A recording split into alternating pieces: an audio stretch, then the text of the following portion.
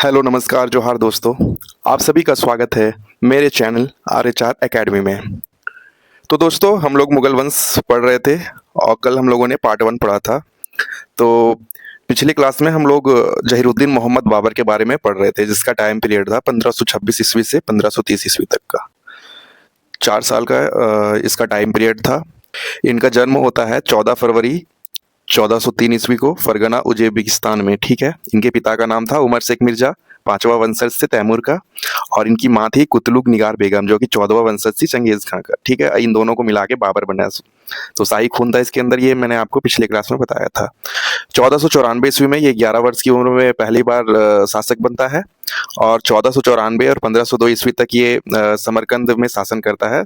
जब ये 11 वर्ष का होता है उस समय से लेके 1502 ईस्वी तक ये समरकंद में शासन करता है। ठीक है। 1502 ईस्वी आता है। 1502 ईस्वी में बैटल ऑफ शेर पुल होता है बाबर और सैबानी खान में, जिसमें बाबर हार जाता है। बाबर हार जाता है और सैबानी खान जीत जाता है।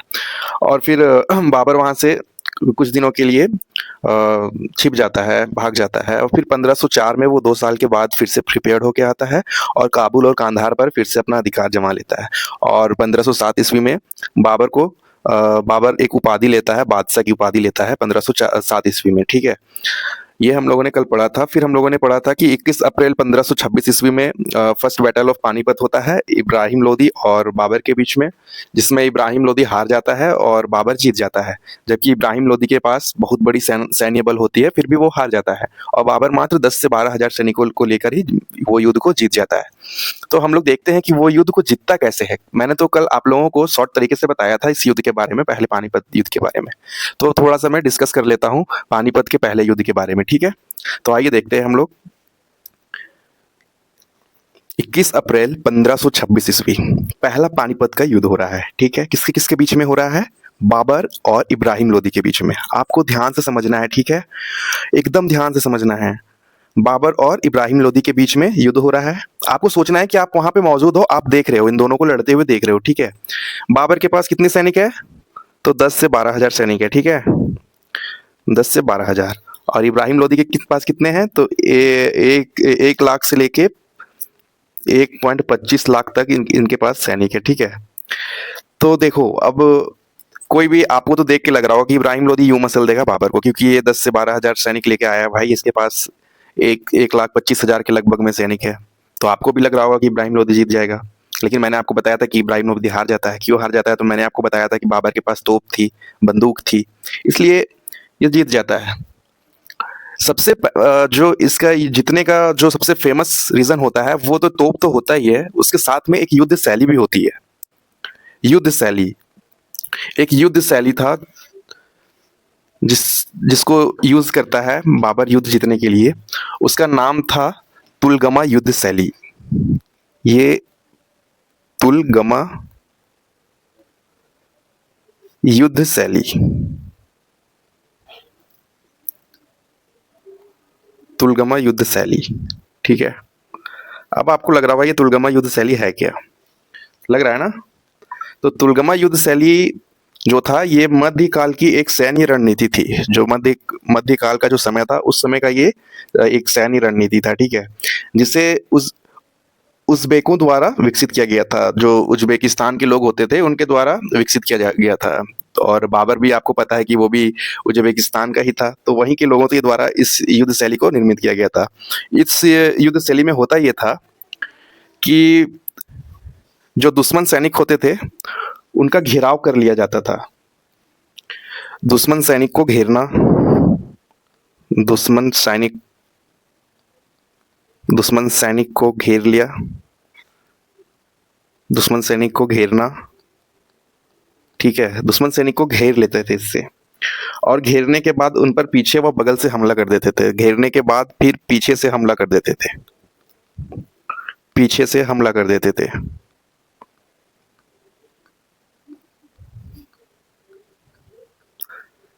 अब होता ये था कि जो दुश्मन सैनिक होते थे, वो आश्चर्यचकित हो जाते थे कि ये लोग कर क्या रहे हैं। उनके लिए ये बिल्कुल नई चीज होती थी। इनको पहले घेर लिया जाता था, और कुछ सैनिकों के द्वारा, जैसे आप मान के चलो, जैसे कोई सैनिक सैनिक का समूह है वो खड़ा है, एक साथ 100-200 सैनिक है, उनको चारों साइड से एक सर्कल बना के घेर लिया जाता था, ठीक है। अब वो सैनिक सोच रहे हैं कि वो आगे बढ़ के मेरे पर हमला करेंगे, लेकिन वो जो उन सर्कल बनाए हुए सैनिक होते थे वो हमला नहीं करते थे। उसके पीछे वो कुछ और अपने सैनिकों को रखते थे। वो क्या करते थे, सर्कल को तोड़ते हुए अचानक से पीछे से आके उन पर हमला कर देते थे। तो दुश्मन सैनिक इससे अनजान होते थे और उनको काफ़ी नुकसान होती थी इससे। और ये तो सबसे बड़ा रीज़न था ही था, इसके साथ में मैंने बताया था सबसे बड़ा रीज़न था तोप। तोप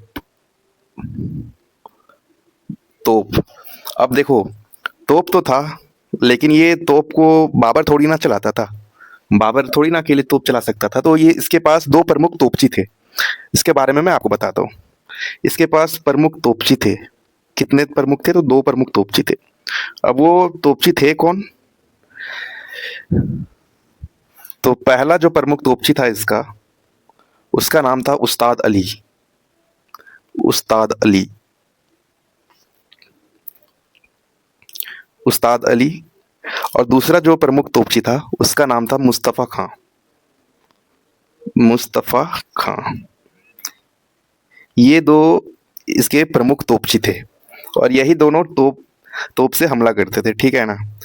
तो इनके पास तुलगमा युद्ध शैली और तोप होने के कारण ये 1,25,000 के सैन्य बल को बिल्कुल नेस्तो नाबूद कर देते हैं। हमला करके पूरी बुरी तरह से परास्त कर देते हैं, मात्र 10 से 12,000 सैनिक लेके। और बाबर जीत जाता है, इब्राहिम लोदी हार जाता है। अब बाबर जब जीतता है तो वो फिर पानीपत में आता है सबसे पहले। उसके बाद पानीपत में क्या करता है मैं आपको बताता हूँ। ये जीत के आता है पानीपत में, और पानीपत में ही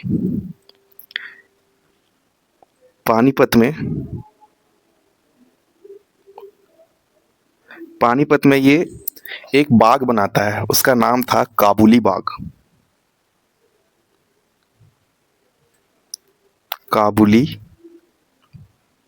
बाग। काबुली बाग बनाता है और काबुली मस्जिद भी बनाता है।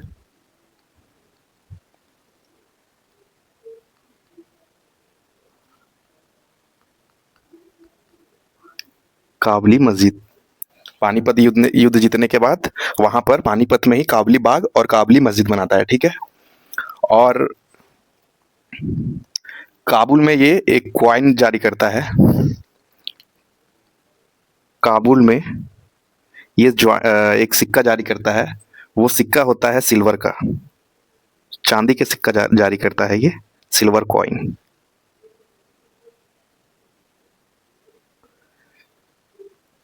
और ये सिल्वर कॉइन का नाम था शाहरुख सिक्का। इसका नाम था शाहरुख सिक्का। शाहरुख सिक्का नामक ये कॉइन जारी कर देता है काबुल में, ठीक है। सिल्वर कॉइन रहता है, ये चांदी का सिक्का रहता है। और फिर कांधार में भी ये कॉइन चलाता है।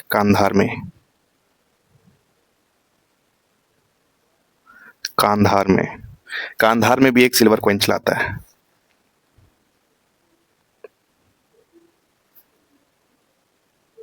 कांधार में एक सिल्वर कॉइन चलाता है। इस सिल्वर कॉइन का नाम रहता है बाबरी सिक्का। बाबरी सिक्का, ये अपने नाम पर इस सिक्के को चलाता है, ठीक है। पानीपत का युद्ध जीतने के बाद ये क्या कर रहा है देख लो आप। पानीपत का युद्ध जीतते ही ये काबुली बाग वहां बनवा दिया, काबुली मस्जिद बना दिया, और काबुल में सिल्वर कॉइन जारी करता है जिसका नाम शाहरुख सिक्का रखता है, और कांधार में भी सिल्वर कॉइन जारी करता है जिसका नाम बाबरी सिक्का रखता है, ठीक है। और ये उपाधि उस टाइम पे लेता है, एक उपाधि लेता है। इसने एक उपाधि ली। उपाधि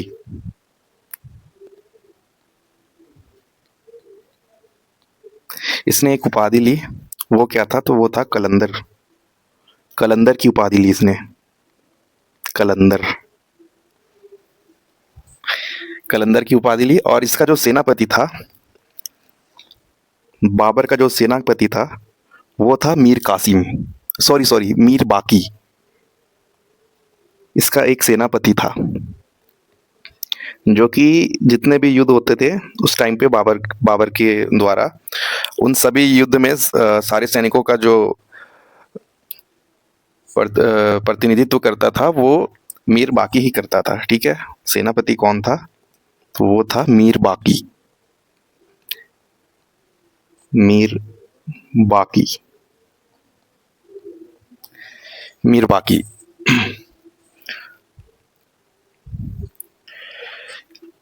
हम लोगों को पानीपत युद्ध के बारे में बस इतना ही समझना है। ठीक है, पानीपत युद्ध जीतने के लिए दो प्रमुख कारण क्या थे? तो पहला था तुलगमा युद्ध शैली और दूसरा था तोप। तुलगमा युद्ध शैली में क्या रणनीति अपनाते थे ये लोग? तुलगमा युद्ध शैली में दुश्मनों को घेर कर पीछे व बगल से हमला करके दुश्मनों को मार देते थे, दुश्मन सैनिक को, और तोप से आक्रमण करते थे जिससे बड़े बड़े किले को वो ध्वस्त कर देते थे, बड़ी सैन्य संगठन को एक साथ खत्म कर देते थे। और इसके तो जो तोप चलाने वाले तोपची थे, दो प्रमुख तोपची थे, पहला था उस्ताद अली, दूसरा था मुस्तफ़ा खां। ठीक है, और पानीपत युद्ध जीतने के बाद काबुली बाग और काबुली मस्जिद बनवाता है और काबुल में सिल्वर कॉइन जारी करवाता है जिसका नाम था शाहरुख सिक्का, और कांधार में भी एक सिल्वर कॉइन जारी करवाता है जिसका नाम था बाबरी सिक्का, और ये फिर उपाधि लेता है कलंदर का। और इसके जो सेनापति होते हैं उस टाइम पे वो था मीर बाकी। ठीक है, अब समय आता है 1527 ईस्वी का। 1527 का ही समय चल रहा है। 1527 का समय चल रहा है। ठीक है, 1527 ईस्वी। मैं ईस्वी नहीं लिखता हूँ, लेकिन आप लोगों को समझ जाना है कि अभी ईस्वी की बात चल रही है, आप लोग इतने तो समझदार होंगे ही। इस टाइम पे एक युद्ध छिड़ती है, उस युद्ध का नाम होता है बैटल ऑफ खानवा। खानवा का युद्ध, battle of Khanwa. Battle of Khanwa, Khanwa का युद्ध, खानवा का युद्ध, खानवा का युद्ध। ये खानवा का युद्ध होता है बाबर और राणा सांगा के बीच में। बाबर और राणा सांगा के बीच में ये होता है बाबर और राणा सांगा के बीच में।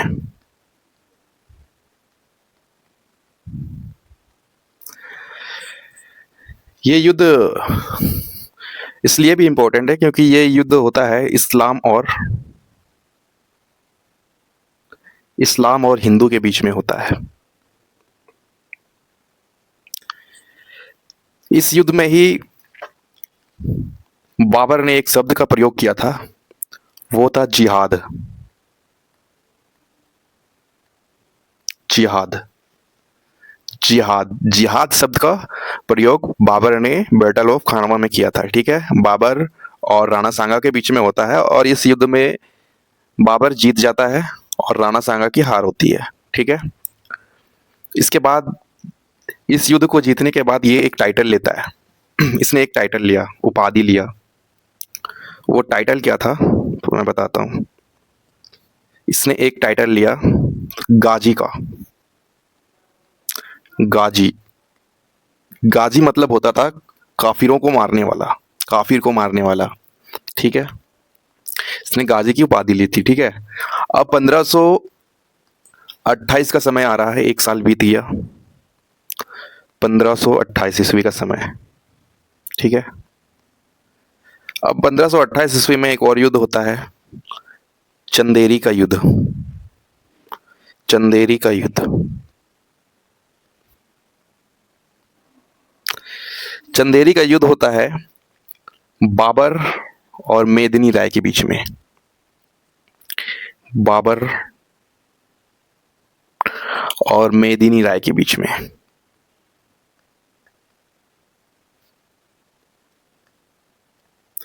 बाबर और मेदिनी राय के बीच में चंदेरी का युद्ध होता है। जो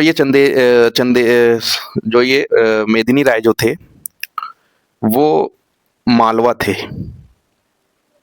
मालवा समुदाय के थे। ठीक है, तो इस युद्ध में होता यह है कि बाबर जीत जाता है, इसमें भी बाबर जीत जाता है और मेदिनी राय की पराजय हो जाती है। उसके बाद फिर समय आता है 1529 का।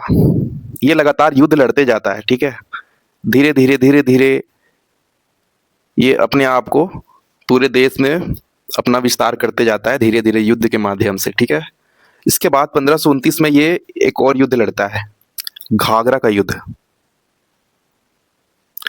घाघरा का युद्ध होता है, घाघरा का युद्ध किसके किसके बीच में? तो ये होता है बाबर और महमूद लोदी के बीच में। महमूद लोदी, इन दोनों के बीच में होता है घाघरा का युद्ध।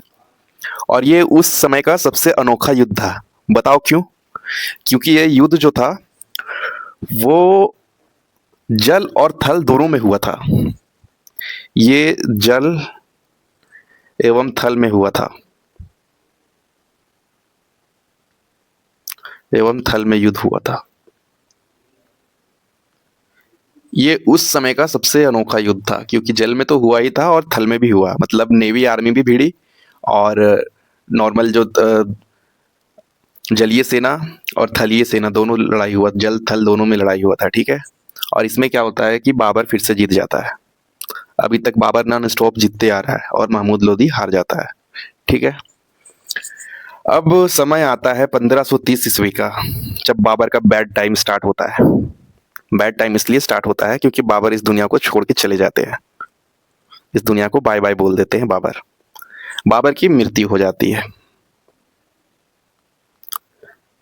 बाबर की मृत्यु हो जाती है और बाबर का चैप्टर क्लोज हो जाता है। हम लोगों को इतना ही कुछ पढ़ना था बाबर के बारे में।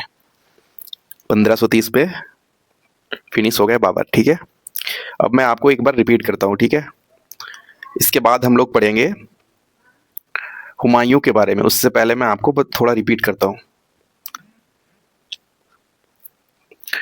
1526 से ही रिपीट करता हूँ। फर्स्ट बैटल ऑफ पानीपत से बाबर और इब्राहिम लोदी के बीच में हुआ था और इसमें बाबर जीत जाते हैं। बाबर के पास 10 से 12 हजार सैनिक था और इब्राहिम लोदी के पास 1,25,000 सैनिक था। और इसमें इसने इसके युद्ध जीतने का दो प्रमुख रीजन था। पहला तुलगमा युद्ध शैली का प्रयोग किया था और दूसरा तोप का। तुलगमा युद्ध शैली होता यह था कि दुश्मन सैनिक को घेरना और पीछे से हमला करके उसे खत्म कर देना। और तोप से हमला किया था, जिसमें तोप उसके दो प्रसिद्ध तोपची थे। पहला था उस्ताद अली, दूसरा मुस्तफ़ा खां। ठीक है। उसके बाद जब ये पानीपत का युद्ध जीत जाता है तो वहाँ पे काबुली बाग बनवाता है और काबुली मस्जिद बनवाता है। ठीक है। और फिर काबुल में वो सिल्वर कॉइन जारी करवाता है जिसका नाम शाहरुख सिक्का होता है। उसके बाद कांधार में भी वो सिल्वर कॉइन जारी करवाता है जिसका नाम बाबरी सिक्का होता है। और उसके बाद वो एक उपाधि लेता है, कलंदर का उपाधि लेता है। ठीक है। और उस टाइम उसके जो सेनापति होता है वो मीर वाकी होता है। ठीक है। 1527 ईस्वी में फिर से वो बैटल ऑफ खानवा का युद्ध होता है। खानवा का युद्ध बैटल ऑफ खानवा होता है जिसमें बाबर और राणा सांगा के बीच में होता है। और इस टाइम बाबर जिहाद सब का प्रयोग करता है और इसमें इस्लाम वर्सेस हिंदू की ये लड़ाई होती है जिसमें बाबर जीत जाता है और टाइटल लेता है गाजी, मतलब काफिरों को मारने वाला। ठीक है। 1528 ईस्वी का समय आ रहा है और उस टाइम पे फिर चंदेरी का युद्ध होता है बाबर और मेदिनी राय के बीच में, जो कि मेदिनी राय मालवा था। और इसमें भी बाबर जीत जाता है और मेदिनी राय पराजित हो जाता है। ठीक है। अब आता है 1529 का समय। 1529 में घाघरा का युद्ध होता है और ये युद्ध इसलिए प्रसिद्ध होता है क्योंकि ये जल और थल दोनों में लड़ा जाता है। ठीक है। नेवी और नॉर्मल सैनिकों के बीच में हो रहा है, ये आपको याद रखना है। जल और थल का युद्ध कब हुआ है? तो 1529 में घाघरा का युद्ध। आपको युद्ध याद करना है और इसका ईस्वी याद करना है। ठीक है। कौन जीतता है ये याद करना है बस। बाबर जीत जाता है और महमूद लोदी हार जाता है। 1530 ईस्वी में बाबर की मृत्यु हो जाती है और बाबर का चैप्टर क्लोज हो जाता है। इतना ही कुछ हम लोगों को बाबर के बारे में पढ़ना था। और बाबर का जो मकबरा जो है, बाबर का मकबरा वो है आगरा में। मैं अभी बताता हूँ आपको। बाबर का जो मकबरा है, मकबरा वो है आगरा, आगरा में। ठीक है। आगरा में कहाँ पर है? तो आराम बाग में। एक जगह का नाम है आराम बाग, जो कि आगरा में है। यही आराम बाग में इनका कब्र बनवाया गया था। ठीक है।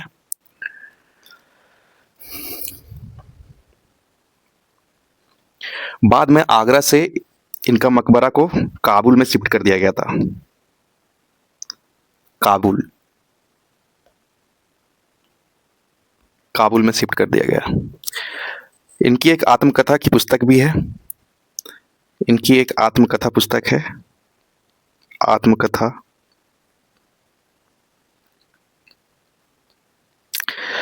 जिसका नाम है तुझू ए बाबरी।